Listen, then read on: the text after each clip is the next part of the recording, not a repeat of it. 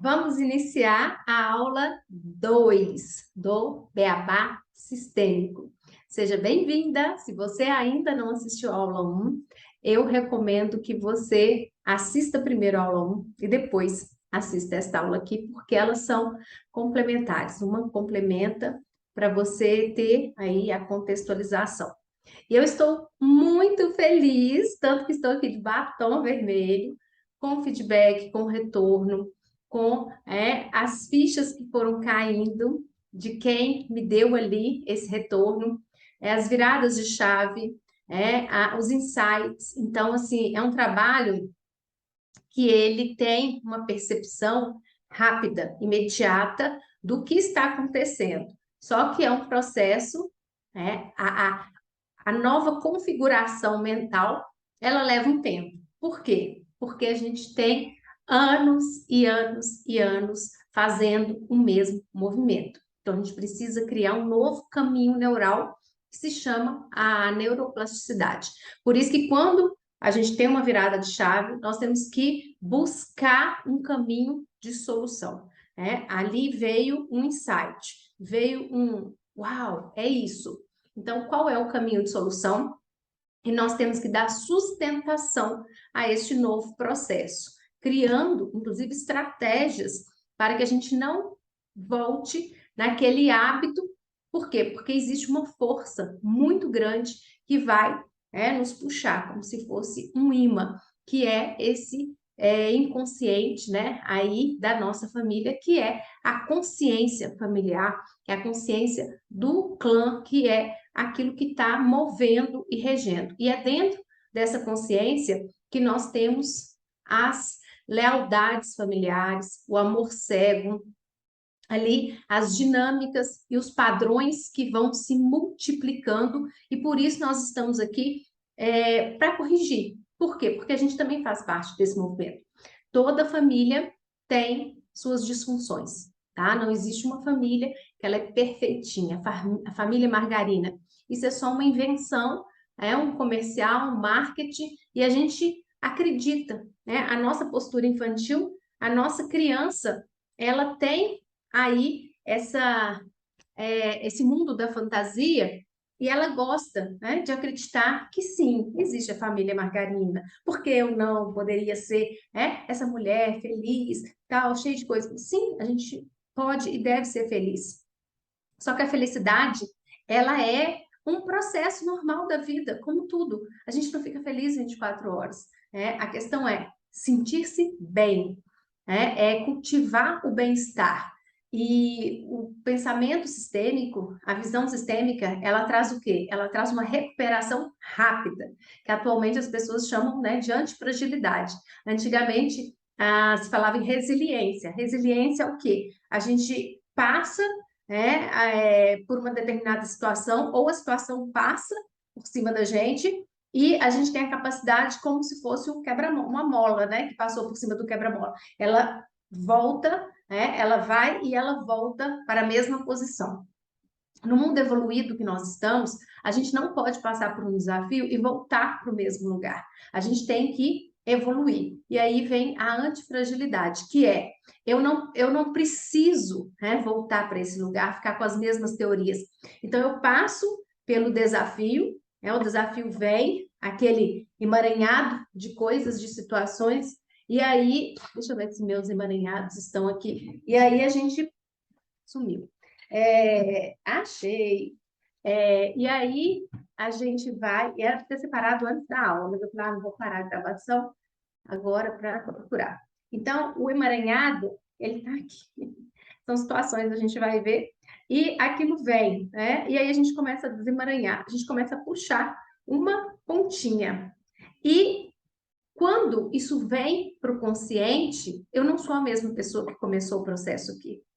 Eu já estou em outro nível e assim vai, cada pontinha que sai, e a gente então vai desenvolvendo essa antifragilidade, que é aprender, ter sabedoria, viver o processo, trazer o processo para o corpo, deixar atuar. A gente fala muito na linguagem sistêmica o tomar. O que é tomar? É se apropriar, é trazer mesmo, e é uma a atitude. é uma ação, eu tomo. É diferente de aceitação. Aceitação é muito passivo, e assim, nos coloca numa postura de superioridade, de arrogância. Então, Bert traz essas pequenas reflexões, mas que são poderosas. Quando dentro de mim eu falo, eu aceito os meus pais. Como assim? Eu aceito os meus pais, são maiores do que eu, né? Mas eu já fui essa criatura arrogante e cheia de cobranças, e até que eu fui corrigindo tudo isso. Eu era a mais fora da ordem, a que mais excluía e a que dava tudo sem receber nada em troca, né? Ontem eu falei sobre isso. E aí não tem jeito, a gente vai viver as compensações deste processo que está completamente disfuncional, completamente fora da casinha. Então, como assim eu aceito? Eu fico, eu tomo os meus pais, eu fico com o que é. E aí a gente começa a ir para uma atitude adulta. Dentro de um processo sistêmico, a gente vai ativar muito essa mulher aqui, a mulher adulta. A mulher que olha para uma situação, acolhe a criancinha ali, debaixo do braço, e fala, agora é comigo. Eu vou, eu guio, eu estou na direção, porque não há perigo. A criança tem medo. E a gente vai trabalhando isso dia após dia e a gente vai puxando esse emaranhado aqui. Acho que vou depois arrumar um emaranhado de outra cor, né, para não ficar branco aqui. A gente vai puxando para poder ir trabalhando.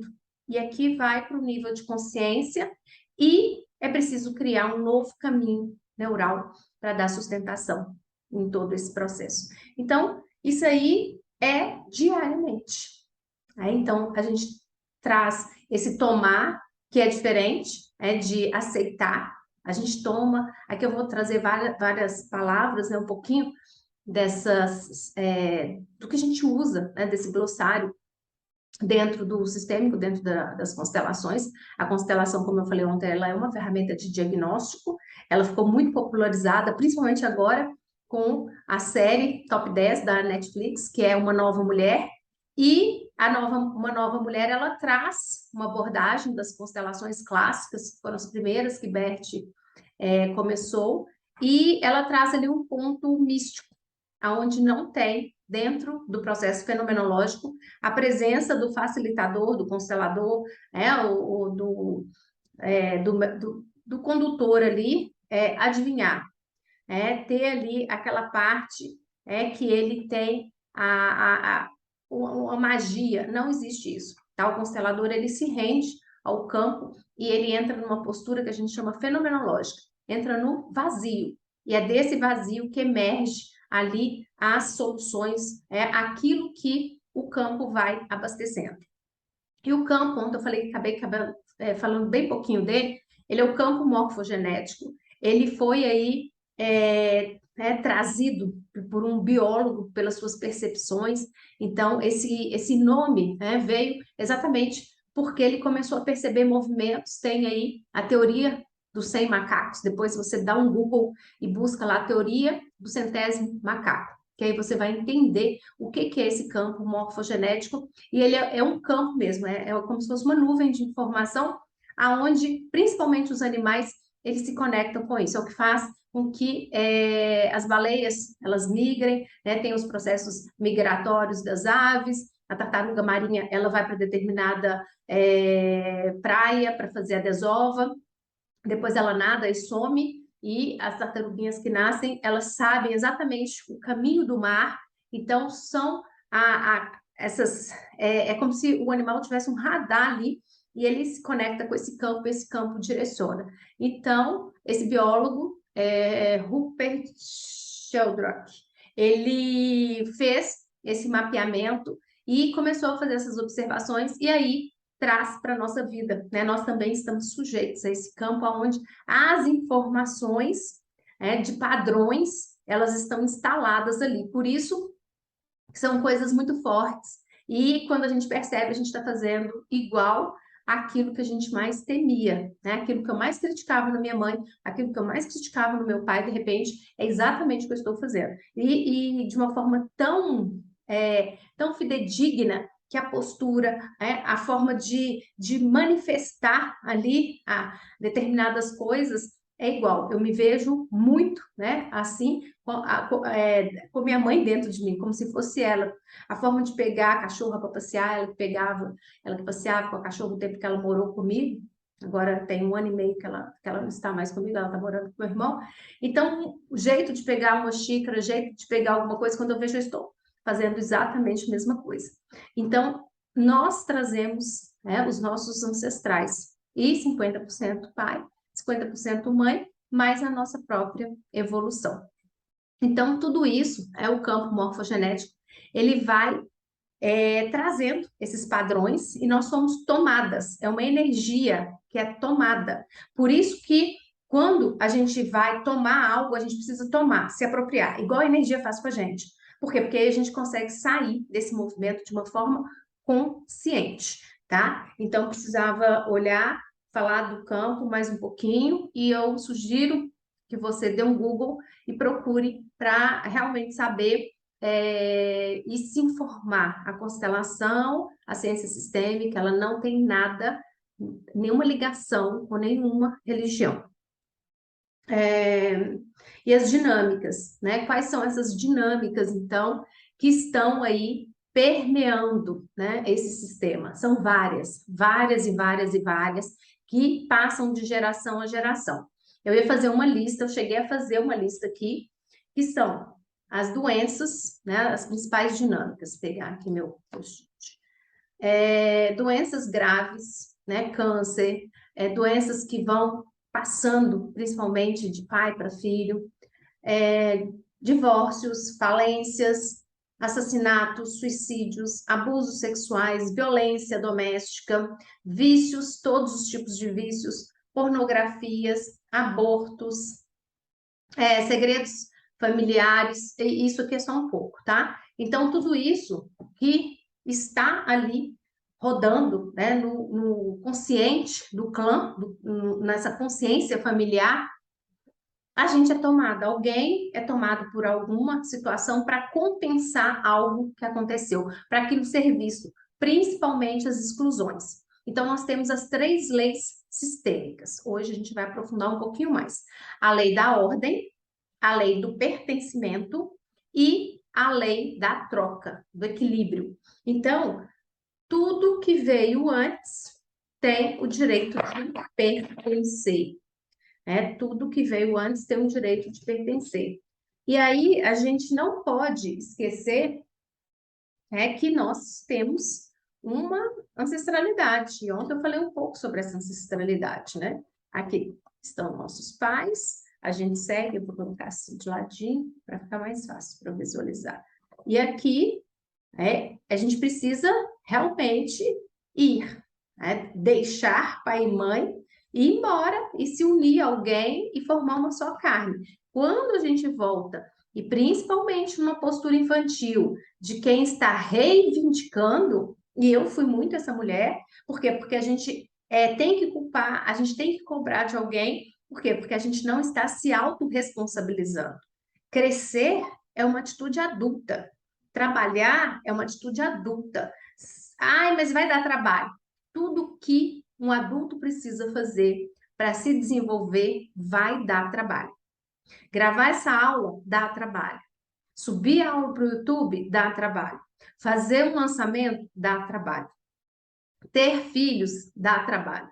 Casar, manter um casamento, viver os desafios de um casamento dá trabalho. Então a gente tem que se posicionar. Eu quero ir para o jogo adulto, eu quero ter trabalho e me lapidar e me, né, passar nessa prensa e crescer, ou eu quero ficar na postura infantil de quem está reivindicando que eu queria que meu pai fizesse isso, eu queria que minha mãe fizesse aquilo, eu queria ter tido mais amor, eu queria que meu pai brincasse comigo, me empurrasse no balanço. Meu pai não me empurrou no balanço. E aí? Eu estou aqui.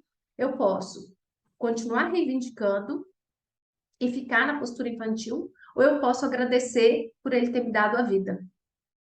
Se não fosse a vida, eu não estaria aqui. Então, a gente olha muito para o que os nossos pais nos deram. A vida é o maior, porque eles também foram crianças. Eles tiveram uma história. E é por isso que eles são da forma que são. Sempre tem uma intenção positiva, mesmo num abandono, mesmo num assassinato, mesmo num aborto, tem uma intenção positiva que a pessoa que vai fazer aquilo, ela quer algo positivo com aquilo. Por mais que a gente não enxergue, ninguém faz algo sem uma atitude, uma intenção positiva. Então, quando uma mãe, ela não dá conta e ela coloca a criança para adoção, é porque ela considerou que aquilo era o melhor. Porque talvez se ela ficasse com essa criança, ela ia chegar ao limite, poderia matar essa criança. Então, ali, o amor dela é tão grande, porque ela não dá conta de lidar com aquilo, porque quando nasce uma criança, aí a gente, né, só vou passar bem rápido aqui, porque eu sei que são muitas mulheres e eu passei por isso, e tem um livro, inclusive, da Laura Gutman, que fala sobre a maternidade e o encontro com a própria sombra. Então, quando nasce uma mãe, abre um portal das nossas dores. Quais dores? Da nossa infância. Então, a gente se conecta com tudo o que aconteceu desde a hora da nossa concepção. Principalmente é o primeiro setênio, e aí por isso que muita mãe tem a tal da depressão pós-parto, e passa por um puerpério muito desafiador, porque a própria criança interior dela, ferida, machucada, negligenciada, carente, uma escassez absoluta, cobra, né? E como assim? Eu fui, né? Isso é o inconsciente, né, gente? É lógico que a mãe, na consciência dela, ela não pensa isso. E agora eu tô com uma criança que na mão, eu tenho que dar o que eu não tive, ela não dá conta, ela acaba abrindo mão dessa criança. Então, dentro de tudo que eles fizeram, fizeram o melhor. Por quê? Porque foi o que eles conseguiram fazer. Então, dentro da formação, a gente estuda isso aqui com mais profundidade para a gente entender que existe um porquê de estarmos aqui e sermos filhos de quem somos. Porque se não fosse assim, não seria eu, não seria você, seríamos outras pessoas. E tá tudo bem. É o que a gente faz a partir daqui, com essa consciência. É o honrar a vida. E não necessariamente a mulher e o homem. É o pai e a mãe. Pai e mãe não se separam. O homem e a mulher podem ter se separado. Mas a gente tem uma mãe e um pai. Dentro da gente, sempre ali vai ter a figura da mãe e do pai.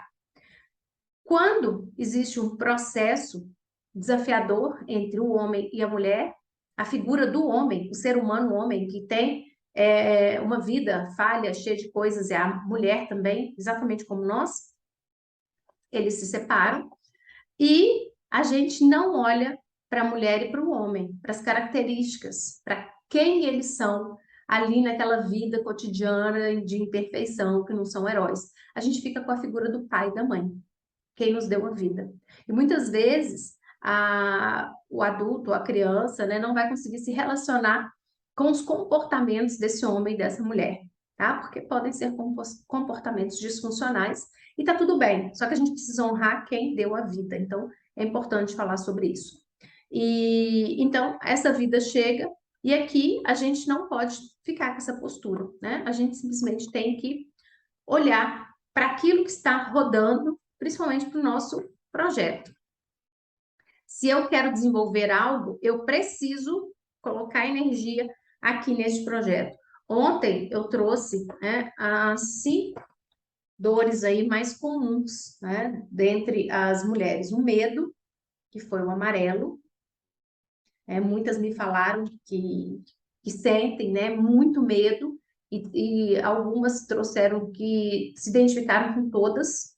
Então, o que eu vou te falar é o seguinte: quando a gente marca, ou na roda da vida, roda da trava, que a gente está com um nível, né, muito alto de travas, ou na roda da vida um nível muito baixo dentro daquela perspectiva, aí reside uma grande oportunidade e possibilidade de melhoria. E quanto mais você investir em você, mais transformação você vai ter, mais autoridade e propriedade para ser uma mentora foda, potente. Por quê? Porque você passou pela prensa e muito, muito, muito ali apertada, no estreito. E aí, aquela dor é aonde eu falo. A vergonha se transforma em dupla honra. Eu fiz, inclusive, um patrocinado, chamando, talvez você tenha entrado por esse patrocinado. É a sua vergonha, né? O medo e depois foi a vergonha, o verde. Então, por quê? Porque é a sua cura. É quando você se cura, é quando você abre espaço para que outras mulheres possam ser curadas.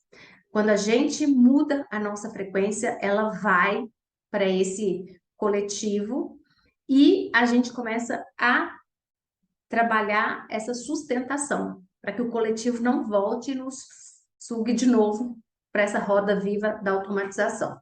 A culpa, né, que é o vermelho, essa culpa ela é importante quando a gente acessa a má consciência, que é a consciência de quando a gente rompe, né, com crenças. Né? A gente não conversa mais com as crenças, com certos padrões, e a gente precisa seguir. Então, a gente toma a nossa história do jeito que foi, a gente fica com tudo, mas a gente não segue mais. E a culpa vem. Por quê? Porque essa é a má consciência, a consciência que eu preciso romper com esse grupo de crenças para que eu cresça, para que eu vá para a vida. E isso é doído. E aí a gente precisa bancar essa culpa, que é trabalhar essa culpa, não sentir a culpa e ficar remoendo a culpa, mas saber que ela é necessária para uma evolução. Então, a culpa. A insegurança, né, que foi o rosa, o quanto temos aí de muita insegurança, né? Mulheres que principalmente passaram por bullying, por violência, por comparação, competição, essas mulheres são muito inseguras. E a insegurança, ela também tem dentro dela a semente da segurança, né? Tudo está ali junto, tudo que eu tenho de mais de um lado, a semente da outra polaridade está lá dentro. Napoleão Hill já falava isso. Em tudo existe o outro lado. E a semente do sucesso está no fracasso. A semente da coragem está no medo. A semente da segurança está na insegurança. E assim vai. Então, é como a árvore. Né? Uma árvore, ela está dentro da semente na sua forma potencial. A semente tem o potencial de uma árvore, mas a semente precisa se derreter, se rasgar, se doar, se permitir para que a árvore emerja e cresça, né, pouquinho todo dia, até depois de um determinado tempo, se tornar uma árvore frondosa, maravilhosa, potente, mas aquela aquela potencialidade, né, aquela possibilidade de se tornar árvore estava ali. E é assim com a gente. Então, todas as polaridades, o outro lado está ali dentro. E aqui foi a escassez. Né? Então, a escassez também, ela está muito presente, principalmente na questão dos 4 dígitos. Né? O Brasil é um país ainda muito pobre. E a maior parte da população está com uma renda nos 4 dígitos, que é 9.999 para baixo. E aí não há referências. Então, quando vai fazer a mudança para os 5 dígitos, aqui tem uma energia que te puxa muito grande. Então, só para a gente fechar essa parte aqui, tudo o que está aqui vem dessa consciência familiar, dessa consciência de clã, e passa para a nossa consciência pessoal, e isso vai se multiplicando, porque isso vem de algum sintoma, de algum lugar, de alguma dor, de alguma lealdade, de alguma dinâmica familiar, de algum padrão, e a gente precisa começar a olhar, e a constelação ela é a ferramenta, quando é utilizada de forma adequada, ela é o diagnóstico, ela é o ultrassom da alma. E aí, quando você vê, você toma a decisão de qual é o tratamento que você vai fazer, qual é o caminho da cura. A constelação por si só, ela não cura, tá? Então, quando a pessoa promove uma constelação falando que vai ser a solução de tudo, Isso é uma falácia, isso é uma mentira.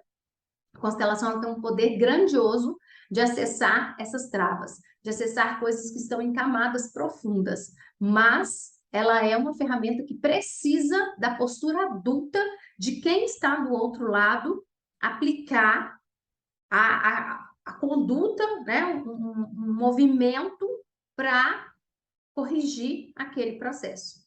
Porque só descobrir não vai mudar se eu continuar com os mesmos padrões. Eu identifico uma dinâmica familiar, eu preciso ir ali começar a corrigir para sair dos emaranhamentos. Então, nós temos muitos emaranhamentos que vêm aqui, ó, dessa história ancestral e eles, aí vão se manifestar na nossa vida através de alguns sintomas.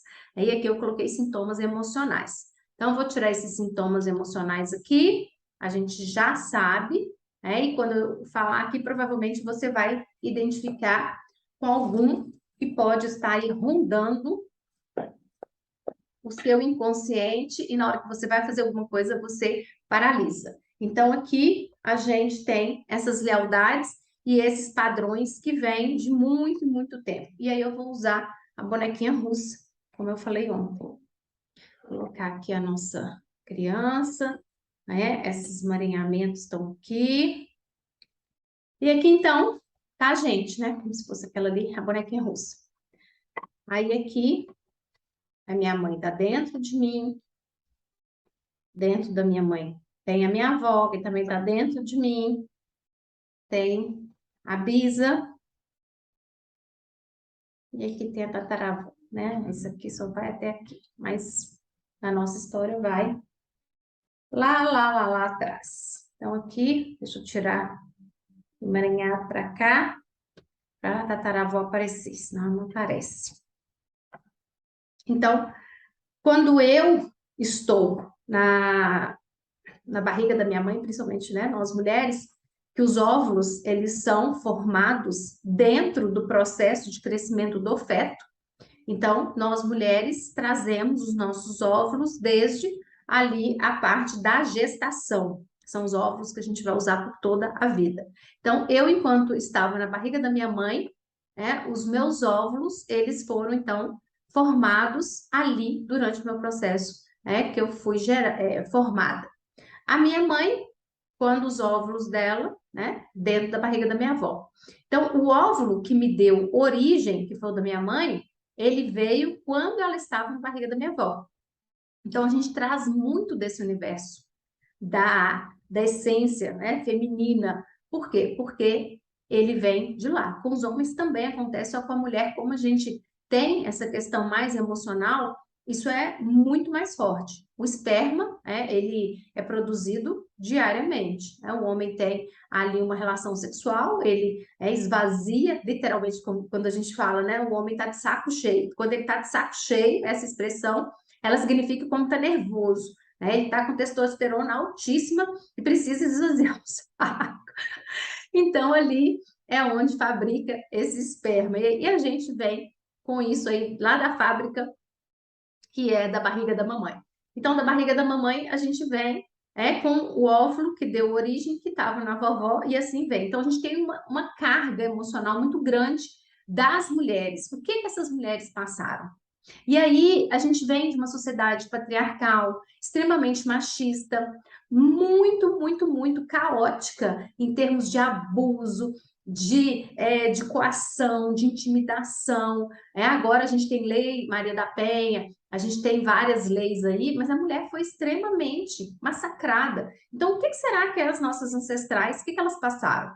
E a gente carrega isso, por isso que a gente precisa olhar, e olhar com carinho, porque minha mãe vem desse sistema, e ela não é quem ela é à toa, o pai também não é quem é à toa.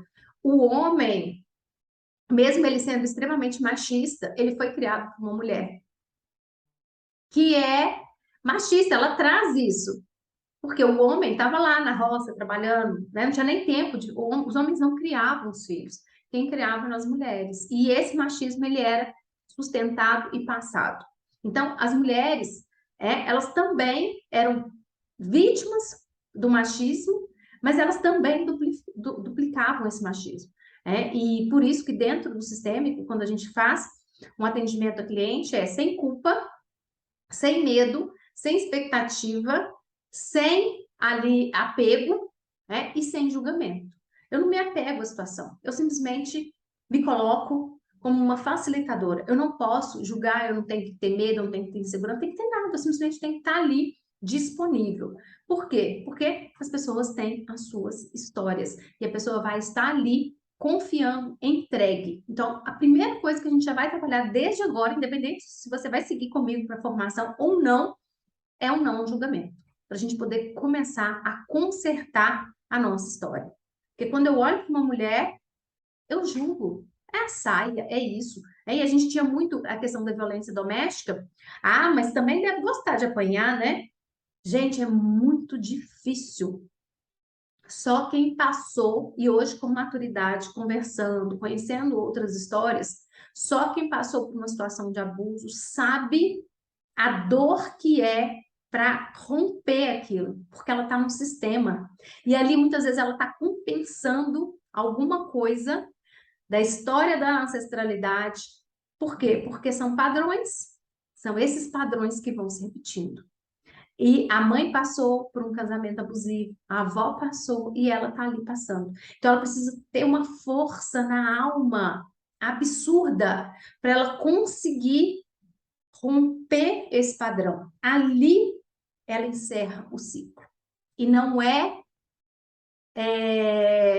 como se diz, maltratando a pessoa, julgando. Não é assim que a gente vai conseguir fazer com que esse movimento ele tenha mais fluidez. É acolhendo, é olhando para essas mulheres de uma forma fraternal, empática.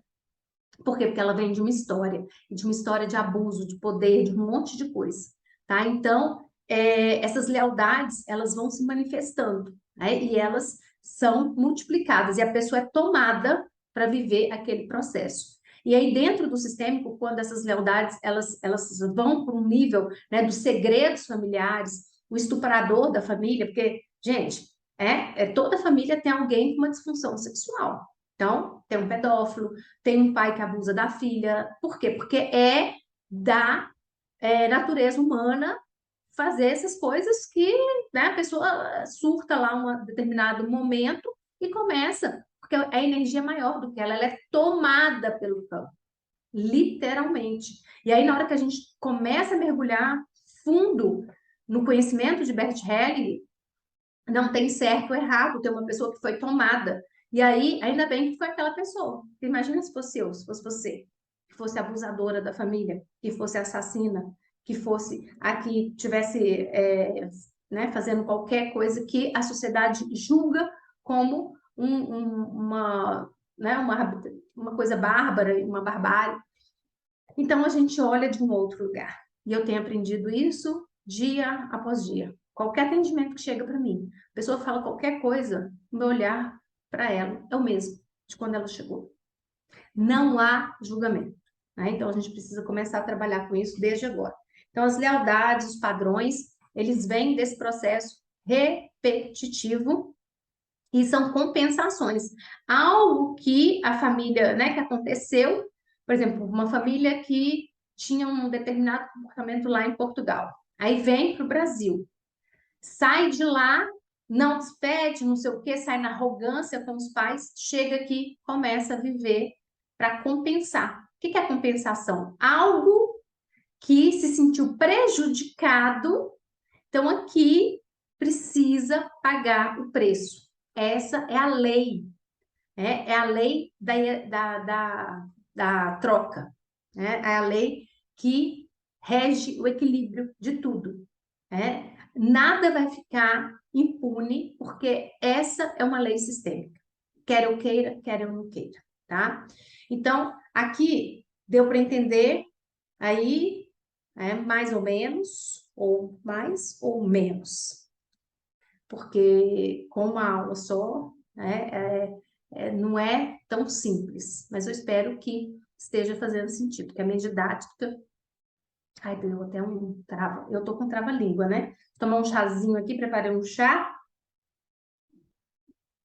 porque como eu estou fazendo a live e as aulas, então, para a voz não ficar muito desgastada. Então, tudo aquilo que vai acontecendo, ele vai duplicando. E aonde que se manifesta? Aonde eu preciso fazer a minha entrega, no meu produto, no meu negócio. E aqui eu não tenho força. Por quê? Porque eu estou emaranhada e aí eu começo a procrastinar, postergar, sabotar. É o medo, a insegurança, a escassez. E isso aqui, gente, vira um angu de caroço. Então, uma mentora sistêmica, ela olha para a cliente quando chega e ela trabalha essa pessoa para que ela possa sair desse processo, para que ela possa ter a força para fazer os movimentos.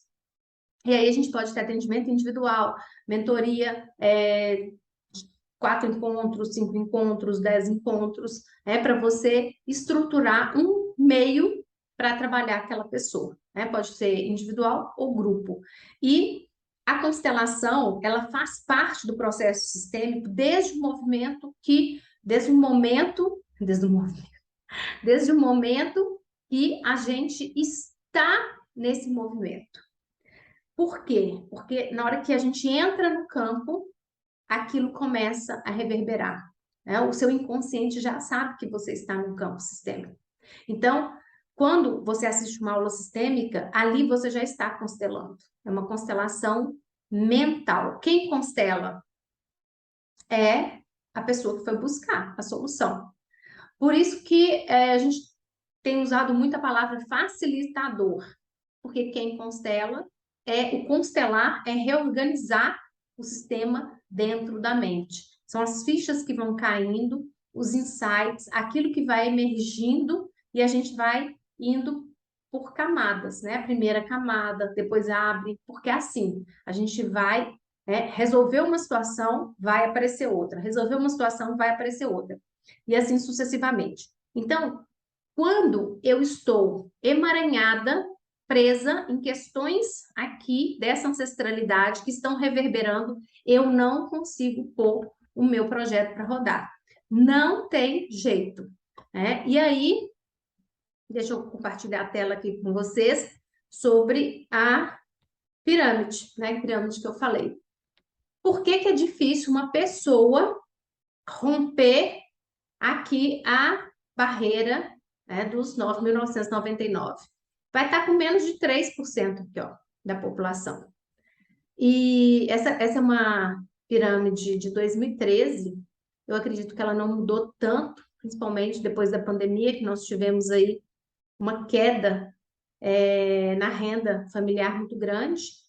Então, aqui provavelmente está, ou até pior, né? Não acredito que tenha aumentado essa renda aqui, não. Então, o que que a gente tem aqui? A gente tem 97% do país aqui, ó, menos de 10 mil reais. Então, para você ter um ganho de 5 dígitos, a força para romper o sistema, aquilo que fez você chegar aonde você chegou, é muito grande. Então, você tem que ter muita força para fazer o que precisa ser feito para você ter uma renda acima de 5 dígitos, que são 10 mil para cima, 10 mil até 99.999, né? E os 6 dígitos é outra barreira. Então, a pessoa, ela fica ali, eu faturei, meu faturamento máximo foi 30 mil reais, né, num mês. Então, quando eu passar dos 90 para os 100, vai dar uma coisa aqui. Por quê? Porque dá uma travinha. Todo mundo vai ter isso. Por quê? Porque é um novo momento, é um novo degrau. E cada degrau que vem, ele traz um nível de aprendizagem, um nível de desafio. É igual um game. A vida é gamificada, tá? Não esqueça disso. A vida é gamificada. Você vai para um próximo nível de renda, de faturamento, ali vai ser exigido novas competências, novas habilidades. É exatamente igual um game. Meu filho joga Minecraft e o João Antônio, e é tudo gamificado. Roblox, cada hora é um desafio diferente, você muda o jogo e vai para outro nível. Então, aqui nós temos a maior parte da população com uma renda inferior a 10 mil reais. Então, eu imagino que aqui fez muito sentido para você. Por que que é difícil ir para os 10 mil, acima dos 10 mil reais? Porque a maior parte da população está abaixo desse valor. A aposentadoria do INSS não chega a 5 mil, 6 mil, sei lá, mas não passa de 10 mil reais.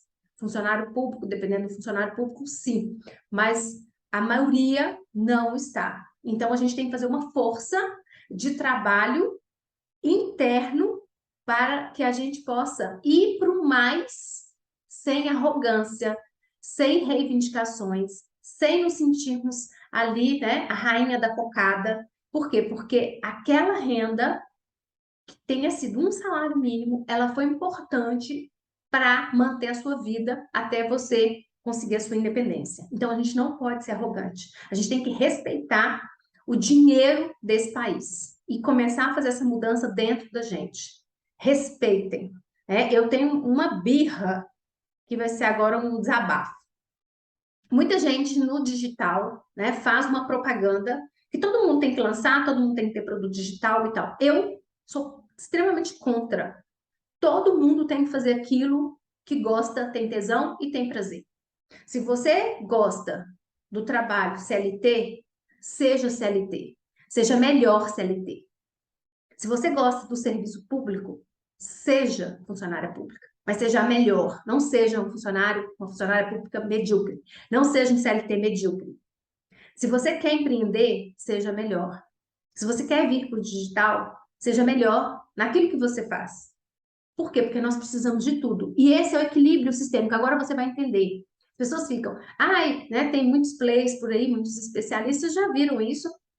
Depois vocês vão colocar o comentário lá dessa aula. Talvez ela fique até um pouquinho maior, porque eu ainda preciso avançar aqui numa outra coisa. Eu não poderia deixar de fazer esse comentário aqui, ainda mais que ele veio agora com uma bigorna aqui na minha cabeça. A lei sistêmica é a lei do equilíbrio. Toda vez que algo desequilibra, o campo vai movimentar para aquilo voltar para um equilíbrio. Então, lá atrás, né, quando a sociedade era agrícola, aí entrou a industrialização, todo mundo achou que a agricultura ia acabar, a agricultura está aí movimentando, usa a parte da automação da indústria para facilitar. E as pessoas achavam que o comércio é a mesma coisa. Quando os shoppings abriram, você vai se lembrar disso, as pessoas achavam que o comércio na rua ia acabar, que não ia ter mais o centro da cidade, as lojas, tá aí, né? As lojas estão aí, tá tudo rodando bonitinho. Quando o digital entrou forte, todo mundo achou que ia quebrar os shoppings e tal, todo mundo vai comprar no Mercado Livre, na Shopee, não sei aonde. Não, gente, essa é a lei do equilíbrio. Tudo precisa funcionar. Então, não é você deixar de fazer o que você faz para lançar um produto, de repente, digital, sendo que não é isso que está dentro de você. Existe no campo uma outra proposta para você. E tá tudo bem. Se for um produto físico, for comida, doce, cachorro-quente, brigadeiro, você pode ser rica fazendo isso. Só que você tem que encontrar o seu ponto para ver, não é a CLT, o serviço público, é o seu ponto para não ficar assolada dos 10 mil, dos 9.999 para baixo, por causa do sistêmico, que vai te puxar. Então, a gente precisa entender isso para saber que está tudo bem. Nós precisamos de pessoas no CLT, nós precisamos de serviço público, nós precisamos da limpeza da cidade, nós precisamos de hospitais públicos, nós precisamos de funcionários e funcionárias públicas, porque senão a cidade não anda, vai ser um caos. Imagina você ter um acidente, chega no hospital, pode ser um hospital particular, o que for, o seu melhor convênio, Bradesco, top, nacional, não sei das quantas. Aí você chega lá, precisa de uma cirurgia, né? Aí, não, agora você vai ter que esperar. Porque o médico, que é o melhor cirurgião, ele está fazendo uma live de lançamento do curso dele para cirurgiões e não sei o quê.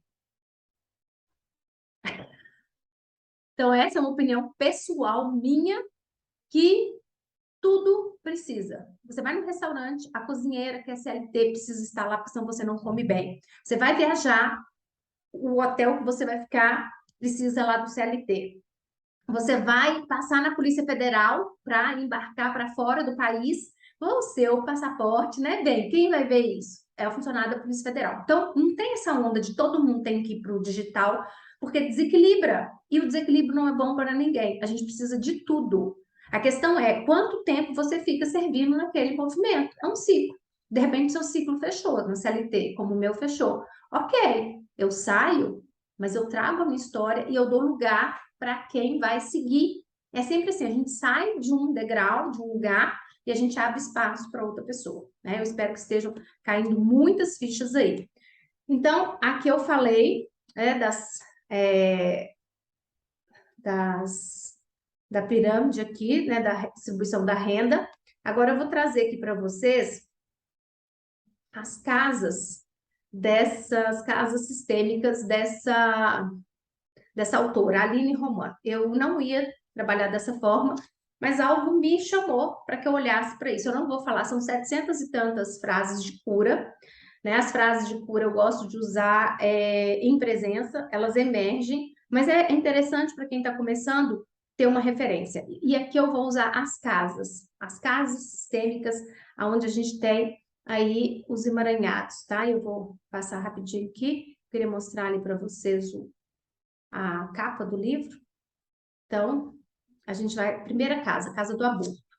Então, é muito comum o aborto espontâneo e o aborto provocado, tá? Aqui eu não estou entrando em questões religiosas e nem em questões pessoais. O aborto, ele é uma consciência que não pôde vir.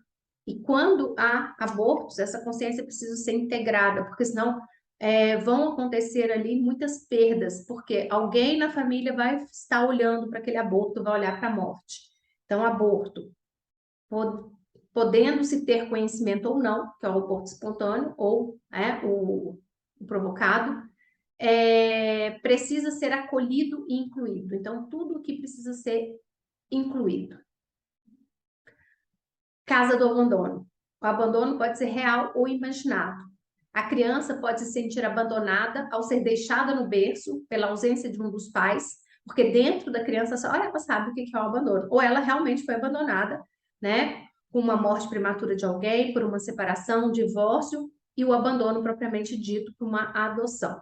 Né? Aqui, então, é a casa do abandono. Então, essa é uma dinâmica. A dinâmica do aborto, eu falei daquelas, mas aí me veio esse livro. Então, que a gente não vai trabalhar as frases, mas as dinâmicas. Dentro de você, se você se sente abandonada, tem que olhar. E o abandono está muito ligado também à carência, à insuficiência. Casa do amor infantil. O amor infantil é aquele que ainda espera o amor incondicional.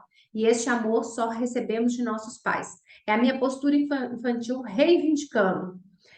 É o amor que está esperando algo que os pais já deram, que é a vida. Então, eu tenho que trazer essa vida. Então, quando eu estou nessa casa, eu estou na postura infantil e deste lugar eu não tenho força. É uma dinâmica também. Mulheres infantilizadas e nós estamos aí com um contingente muito grande de homens infantilizados, meninos que não têm postura, não têm aí conduta, né, de um homem. Casa do amor interrompido, esse é muito. O amor interrompido pode ter suas raízes em não conseguir chegar aos pais, aos filhos, ao cônjuge. Para a visão sistêmica, o amor interrompido ocorre quando um filho, ainda criança, não tem acesso a um dos pais, seja pelo motivo que for. Pode ser uma separação, ele está muito ligado ao outro caso.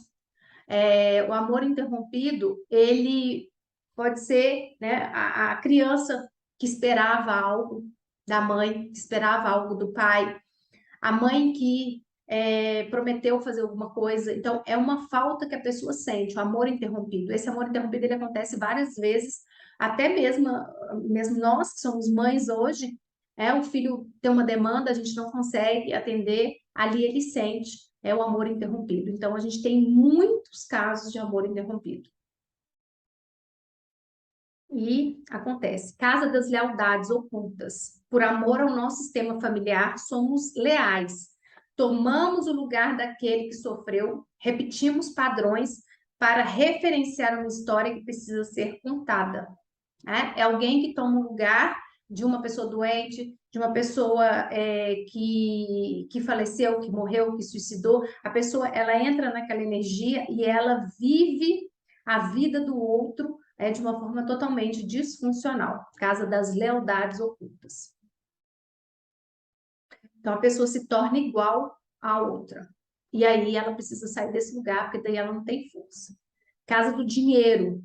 Aqui é onde a porca torce o rabo, como eu falei com vocês, a cultura do Brasil ainda é uma cultura de muita escassez, porque uma parte da população está na faixa dos 4 dígitos. O dinheiro é uma energia. Por vezes, sentimos que não merecemos ou vibramos na energia da escassez. Por amor aos ancestrais que sofreram com a falta do dinheiro, repetimos o mesmo padrão. Não avançamos para nos mantermos no patamar que nossos pais, dizendo internamente, somos iguais. É uma lealdade. Para ser igual aos meus pais, para ser igual aos ancestrais, eu me mantenho nesse mesmo lugar. E aí o dinheiro vai embora, ele não chega, ou ele chega só para pagar boleto. Casa dos mortos. No campo mórfico, os mortos interagem junto aos vivos sem distinção de espaço-tempo. Isso aqui não é espírito, tá, gente? É a energia do morto. Os mortos continuam pertencendo ao sistema familiar. Então, o morto, ele não sumiu, ele não foi embora. Ele pertence. Ele tem o direito de pertencer, independente de como foi a causa da morte. As exclusões. Casa da exclusão.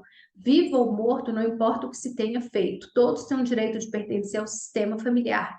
Quem é excluído também exclui. Então, aquele que foi excluído, ele gera exclusão e ele próprio exclui. Então, a gente precisa incluir. Tudo que um dia fez parte tem o direito de pertencer. Aí a gente traz. Casa do abuso. O abuso pode ser sexual, físico, mental ou verbal. O abusador precisa olhar para a vítima, assim como a vítima precisa ser vista pelo abusador. Então, aqui há muitas controvérsias quando as pessoas não entendem o que é essa ciência sistêmica. Que os dois ali, eles foram de uma forma em sincronicidade. Sempre o agressor vai encontrar uma vítima e a vítima um abusador ou um agressor, tá? Isso é uma lei sistêmica. Então, dar lugar para os dois, não é? E aí, isso não quer dizer que as pessoas não serão punidas. A pessoa vai arcar com as consequências de suas decisões. Aqui a gente está falando de lei sistêmica, de clã. Dentro do clã não tem certo ou errado, tem que todos pertencem. Certo ou errado são as regras que a pessoa tem que seguir e tem que arcar com as consequências. Casa da harmonia. Estamos em paz quando em harmonia com tudo, com todos e com nós mesmos. Para tanto, só é possível na simplicidade, no essencial. Por isso que Bert Hellinger fala, o essencial é simples. Quando a gente está buscando muita coisa, a gente tem fome por coisas, por compras, por sapatos, por bolsas, a gente está fugindo do essencial. E normalmente a gente está fugindo do amor dos nossos pais. Então a gente precisa suprir isso de uma outra forma. Casa das doenças. Na visão sistêmica, a doença vem como um sintoma de uma história que precisa ser contada. E todo sintoma é uma tentativa de solução. Todo sintoma, ele é a manifestação de uma exclusão de uma pessoa ou de uma situação. Então, todo sintoma tem uma pessoa ou uma situação que precisa ser vista. Aí aqui tem várias frases. Casa da justiça. Exigir justiça é exigir equilíbrio. Aquele que a exige veementemente pode se tornar um justiceiro a todo custo e entrar no campo do julgamento. Por quê? Porque eu não posso querer essa justiça, né, a todo custo. Eu tenho que deixar com que as coisas aconteçam para que eu não venha a ser uma justiceira, né? Aí entra a justiceira, aquela que vai sair fazendo justiça aí com as próprias mãos. E o julgamento mesmo, né? Quando a gente julga, a gente está ali julgando sem saber exatamente o que a pessoa traz, qual é a bagagem dela. Então, vamos lá. Casa dos pais e filhos. Honrar a vida com alegria é a melhor maneira de retribuir o que nos foi dado pelos nossos pais. Então, os nossos pais fizeram o melhor, aquilo que eu já falei, eles tiveram as suas histórias e eles nos deram a vida.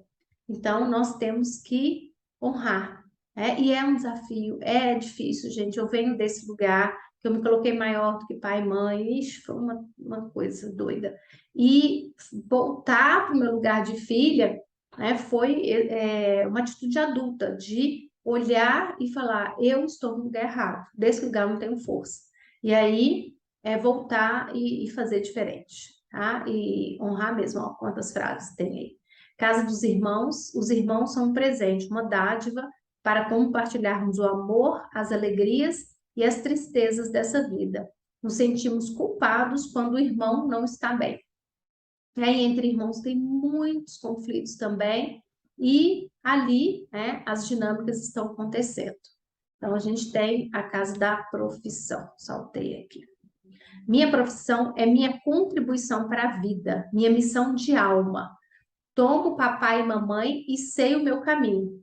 Profissão é servir. A gente toma do sistema de origem, a gente troca no sistema relacional e a gente serve no sistema profissional. Dentro da formação, a gente vai trabalhar isso muito, porque eu recebo na família de origem, eu troco no sistema relacional quando eu me relaciono com pessoas e eu sirvo e sou remunerada dentro da profissão, vivendo a minha missão de alma, me rendendo ao campo e deixando que o campo conduza para que eu possa descobrir o que eu tenho que fazer.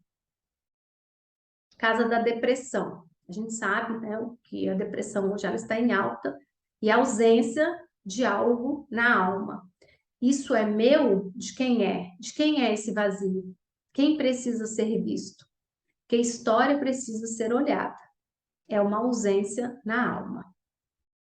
Eu gosto bastante desse livrinho aqui para trazer essas casas. Casa da ajuda. Mais do que ajudar, é saber a melhor forma de ajudar.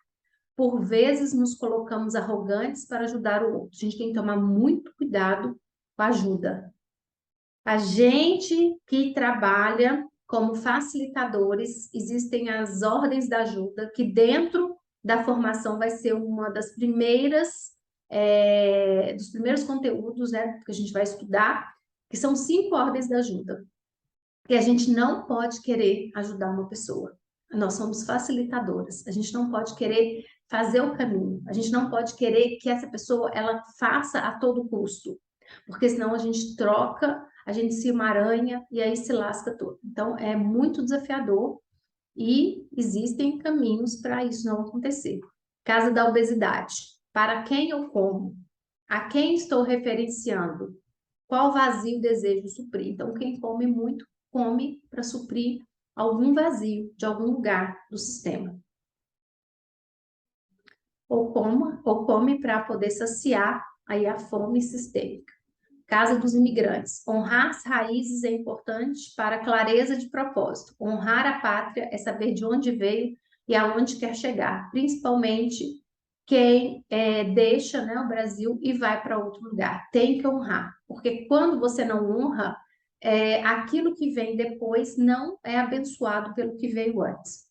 Então, o que vem antes precisa estar em paz para que cresça e siga no que vem depois, para que abençoe o que vem depois.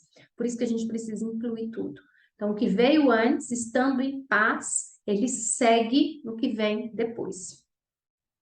Então, a pessoa que sai do Brasil, excomungando o Brasil, ela não vai ter sucesso lá fora. Ou vai ser muito duro, Vai ter que pagar um preço muito alto. Casa das escolhas. Novas escolhas possibilitam novos caminhos, nos permite crescer e tomar as decisões. A gente precisa assumir essa postura das escolhas. A gente precisa sair das escolhas dos outros e assumir as nossas escolhas. Isso é atitude adulta madura. Nosso primeiro contato com o mundo, a família de origem. Somos apresentados ao mundo através dela. Então, é honrar, é ter aí a todos. Casa da gratidão. Ter gratidão é agradecer com a alma. A gente precisa ter essa suficiência que vem da gratidão. A gratidão, ela é a chave do extraordinário. Ela nos sacia a alma, porque quando eu sou feliz e honro o pouco, verdadeiramente Deus vai nos colocar no muito, o campo vai nos colocar no muito. Então a gente precisa olhar para isso. Não ficar na insuficiência, olhando aquilo que você não tem e não agradecendo o que tem. Casa da responsabilidade. Troque a palavra culpa por responsabilidade. Nós somos responsáveis e não culpados. Quando assumo a responsabilidade de minhas ações, saio da postura de vítima. A vítima, ela quer culpar e ela se sente culpada. Aqui, postura adulta. Assumo a responsabilidade. Muda. Não importa. Eu vou me relacionar com aquilo ali que aconteceu. E aí, gente, fazendo sentido? Não esquece, depois de deixar comentário para mim lá no feedback. Casa dos relacionamentos. Somos espelhos uns dos outros, nos relacionamos em um constante processo de aprendizagem. É diário, diário, diário, diário. Então, nós não podemos ficar presas em nenhum tipo de relacionamento abusivo. Nós precisamos seguir a nossa vida respeitando a decisão de quem fica, quem quer ficar com outra decisão, outro movimento. Casa da força. A força vem dos ancestrais. É de lá, não tem outro lugar. Então, não adianta eu procurar em outro lugar. É para lá que eu tenho que olhar. Então, a gente olha para trás, recolhe tudo, os nossos ossos, para a gente poder seguir para frente. Aqui tem até uma frase que passou aqui interessante. Ó. Saio agora da postura de vítima. A gente tem que sair dessa postura. Casa do incesto. Por vezes, os papéis de vítima e perpetrador se cruzam no palco da vida. Por quê? Porque isso que acontece, tá? E sempre tem um perpetrador, que é o agressor, que é aquele que vai causar o dano, e ali tem uma vítima. E a energia dos dois, elas entram em sincronicidade.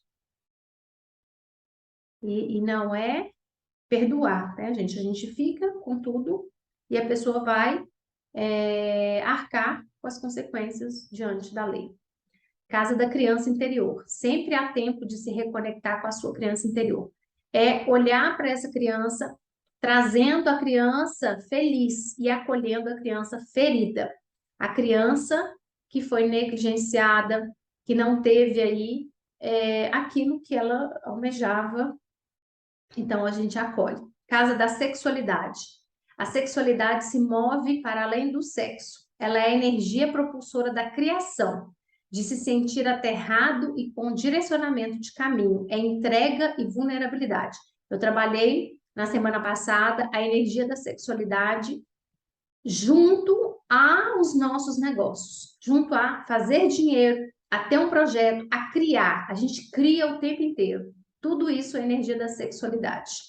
Então, a gente precisa honrar o masculino e o feminino, a gente precisa honrar tudo e fazer bom uso dessa energia. Casa da parentificação. A parentificação ocorre quando projetamos ou é projetado em nós histórias pregressas, repetindo o mesmo padrão. É quando a gente entra ali acoplando a vida de uma outra pessoa e a gente vai seguindo uma duplicação. A gente vai como se tomasse emprestado a vida do outro e a gente vai seguindo. Agora já está quase acabando. Casa da paz. Fico com o que é essencial e assim sigo em paz. A gente precisa trazer a paz. Ficar com o que é.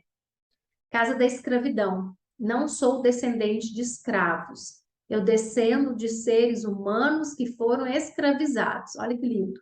Por quê? Porque a gente tem esse resquício na nossa história. E nós estamos passando por um processo de crescimento da consciência, mas ainda muitas pessoas racistas, muitas pessoas que não compreendem que o negro, o amarelo, todo mundo, são seres humanos iguais, não importa de onde que a pessoa vem e tal, somos seres humanos, sem julgamento, sem olhar a cor da pele. A pessoa é um ser humano. E ela se tornou escrava, ela não é descendente de escravo, ela se tornou ali descendente de seres que foram escravizados. Muito interessante isso. Casa do natimorto. Mesmo que por um curto período, todos pertencem ao sistema familiar. Né? Aqui é mais ou menos casa do aborto. Casa da falência. Aqui acontece muito nas empresas. Nada se perde, tudo se transforma. Uma falência, ela está mostrando um padrão familiar. Ela está ali para mostrar uma desordem. Então, quem faliu antes de você, você olha para aquilo, dá lugar, aprende e corrige e faz diferente, para você não repetir o destino dos outros. Aí fica falência, falência, falência. Não, você agora faz diferente. Casa da homossexualidade. Quando um homem homossexual, uma mulher homossexual reconhecem o seu destino, podem aceitar a homossexualidade com dignidade. A própria pessoa tem que se aceitar, né? Ficar com o que é. O sistêmico não tem se é homem, se é mulher, é ser humano. E aí ficar. A gente fica com o que é, sem julgamento. Casa da indecisão. É a necessidade de integrar a função materna e paterna. Então, a gente tem que trazer o pai e a mãe. Por quê? Porque eu estou num lugar em cima do muro. Eu não me posiciono, eu estou indecisa, então eu preciso trazer essas duas energias. Casa da cura. Meu processo de cura começa quando decido olhar para aquilo que me machuca. A dor, quanto maior a dor, maior a cura, maior a transformação que você vai causar no mundo. Tenha certeza disso. Casa dos ciclos. A vida é cíclica. Então, roda gigante. Uma hora a gente está em cima, uma hora do lado, uma hora embaixo. A questão é o quanto tempo a gente fica embaixo. Quando a gente tem autoconhecimento, a gente sai rapidinho da fase baixa. Casa dos vícios. Todo excesso implica em uma falta. Todo vício, cigarro, bebida alcoólica, qualquer vício, pornografia, sexo, enfim, qualquer vício, ele é uma falta na alma. Casa do reconhecimento. Não existe reconhecimento mais puro do que a gratidão. Então, trabalhar profundamente a gratidão. Casa da herança e negócios. O que é herdado é um presente e não um direito. Então, a gente precisa olhar para a gente não ficar aí emaranhado com situações familiares. Casa do medo. Cuidado com o medo, ele rouba vidas e sonhos. A gente tem que olhar para o medo de um outro lugar. Por quê? Porque o medo, ele é uma emoção de proteção. A gente, para empreender, a gente pode conversar com ele que ele não vai sumir, a gente não quer que o medo desapareça, tá? Ele é necessário, mas não da forma que ele está aí presente. Casa das gestações interrompidas e gêmeos evanescentes. E para todos os que não nasceram. Gêmeos evanescentes é quando a pessoa ela foi gerada junto com um outro, né? Se tivesse sobrevivido, seriam gêmeos, tem demais. E o gêmeo, né? Ele acontece um aborto natural, nem a mãe percebe. Ele é absorvido pelo próprio útero. E essa pessoa, ela sente, ela tem um vazio na alma. Então, quando ela constela, aparece ali a questão desse gêmeo evanescente. Então, ela dá lugar e ali ela começa a entender, né? Por quê? Porque ela sente uma falta. Meu filho, João Antônio, como ele foi de uma fertilização, foram 2 óvulos implantados, além dos outros que estavam ali, né? Na parte do desenvolvimento, ele teve um momento que ele sentia muito, ele chorava.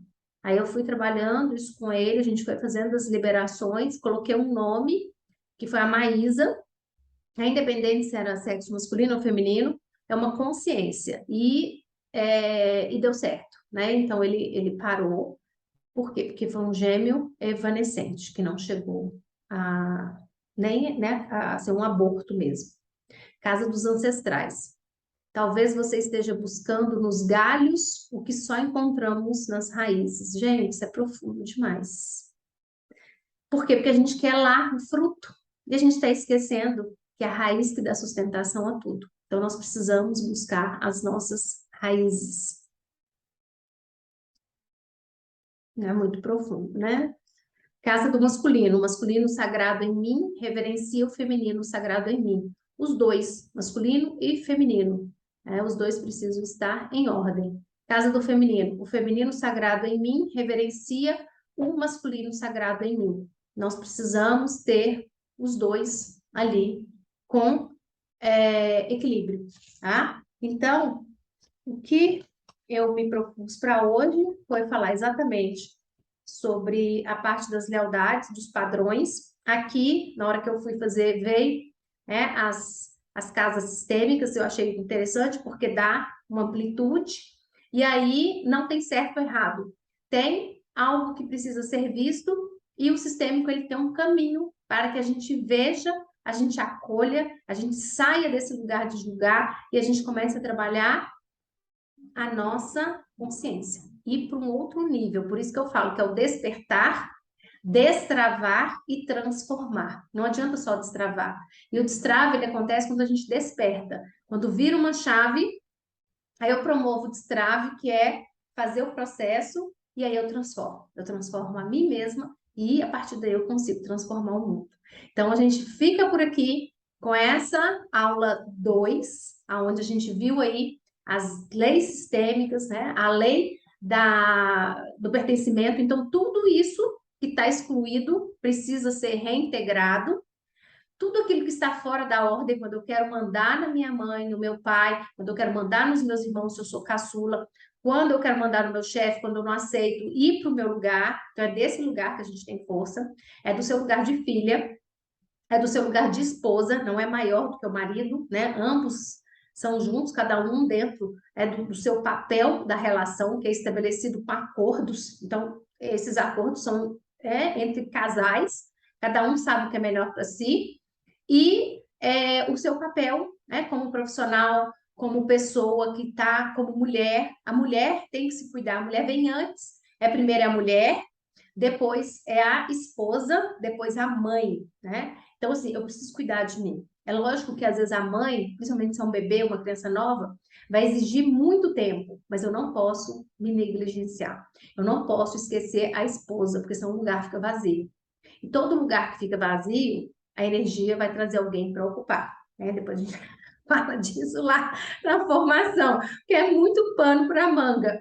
Quando o lugar está vazio, não existe vazio. A energia vai trazer alguém, algum lugar, né? Aquele lugar vai ser ocupado. E a lei da troca e do equilíbrio, tudo na vida é regido por essa lei. Está em desequilíbrio, aquilo vai se movimentar para voltar ao equilíbrio. O digital, os grandes players, quando eles entraram, faturaram alto. Eram poucas pessoas faturando muito alto. Agora a balança está mudando. E é isso. É sobre isso. Então, a gente vive o sistêmico no dia a dia. Os conceitos, eles são importantes, mas é algo que tem que vir para o corpo. É um estilo de vida. Quando que você se torna uma mentora sistêmica? Quando você tem um estilo de vida sistêmico. Eu não ensino ninguém algo que não está dentro de mim, registrado nas minhas células. Fiquei até sem voz quase. Ok? Então, né? E aí a consciência vai vindo, a gente vai desemaranhando e fazendo com que o nosso nível de consciência ele vá aumentando e a gente vai indo para outros lugares. E não queira, essa aula é boa para minha vizinha. Nossa, meu marido tinha que estar aqui. Não, é para você. Seu marido, ele decide se ele quer ou não fazer a evolução dele, mas primeiro é dentro de você, tá? E aí, para frente, são as decisões que você toma, mas não queira que o outro faça algo que você considera que isso aí já é um julgamento, tá bom? E é assim que a gente vai ampliando os nossos horizontes, colocando a lupa para a gente enxergar, né, de um outro lugar, para a gente se integrar, para a gente se entregar, né? E é assim que a gente vai fazendo com esse trava-língua que eu crio aqui. Beijo para vocês, muito, muito obrigada e que a gente esteja aí na terceira aula. Deixa para mim seu feedback, deixa para mim o que ficou de mais importante, quais chaves viraram e o que você sentiu falta, porque eu coloco na aula 3, tá bom? Obrigada!